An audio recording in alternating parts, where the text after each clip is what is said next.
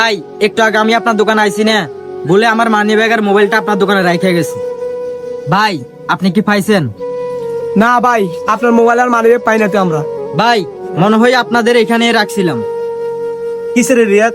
ভাই ওনাকে কবে বলতাম আমার দোকানে মানিব্যাগ আর মোবাইল থুয়া যায় নাই, তারপর উনি বলতেছে আমার দোকানে কি মানিব্যাগ আর মোবাইল থুয়া গেছে। ভাই আমার মানি ব্যাগে আমার অনেক কাগজপত্র আছে, জরুরি ডকুমেন্ট আছে।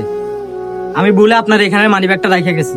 আমার এই মানি ব্যাগে আমার অনেক ইম্পর্টেন্ট কাগজ আছে। এখন কি করবো আমি বুঝতেছি না। আরে ভাই, আপনার কিছুই বোঝা লাগবে না। আপনার মোবাইল আর মানিব্যাগ আমিই পাইছি। আপনি এই জায়গায় রেখে গেছেন। রিয়াদ, নিচের ডয়ারে মোবাইল আর মানিব্যাগ আছে, বের করে দে তো। ভাই নেন আপনার মোবাইল আর মানিব্যাগ। ভাই আপনাকে যে কি বলে ধন্যবাদ জানাবো আমার বলার ভাষা নাই। আপনি আমাকে কি বাঁচালেন আজকে। আরে ভাই, মোবাইল আপনার, মানিব্যাগ আপনার, আমি তো শুধু পাইছি না। এটা যেহেতু পাইছি, এটার অরিজিনাল মালিককে খুদে দেওয়া আমার কর্তব্য। ভাই আপনাকে অসংখ্য ধন্যবাদ। আসি ভাই।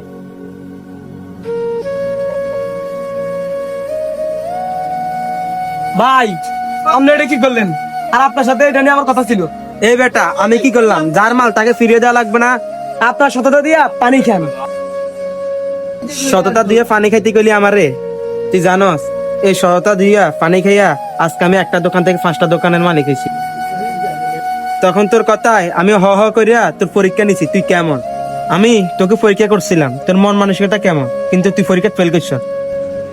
একটা কথা মনে রাখিস, তুই যদি সৎ থাকস, একটা দোকান থেকে কয়েকটা দোকানে মহাজন হয়ে যাবি।